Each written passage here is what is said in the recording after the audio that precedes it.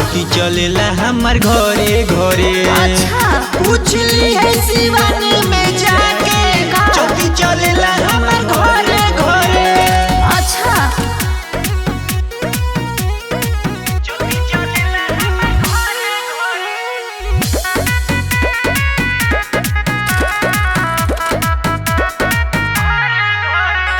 बचपन से फेमस बहानी हो हम तो बदमाशी में। अच्छा सारा दुनिया में अब सरकार चली लिखल बारासी में। ओहो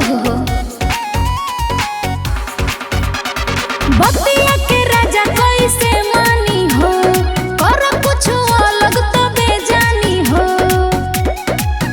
हमरा नाम से सब लोग डरे डरे।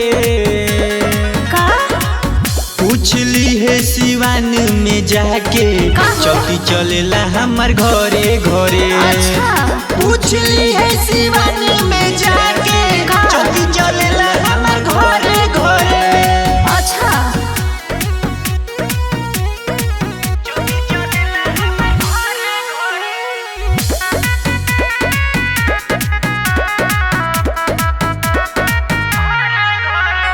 थाना पुलिस भी झुकावेला सर जब निकली सामने से।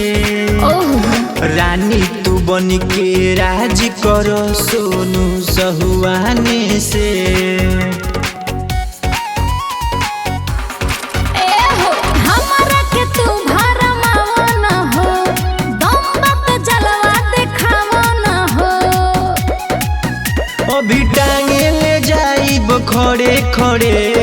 का पूछली है सिवान में जाके कहो? चौकी चलेला हमार घरे घरे। अच्छा पूछली है सिवान में जाके चौकी चलेला हमार घरे घरे। अरे तो ठीक बा, चलावा चलती।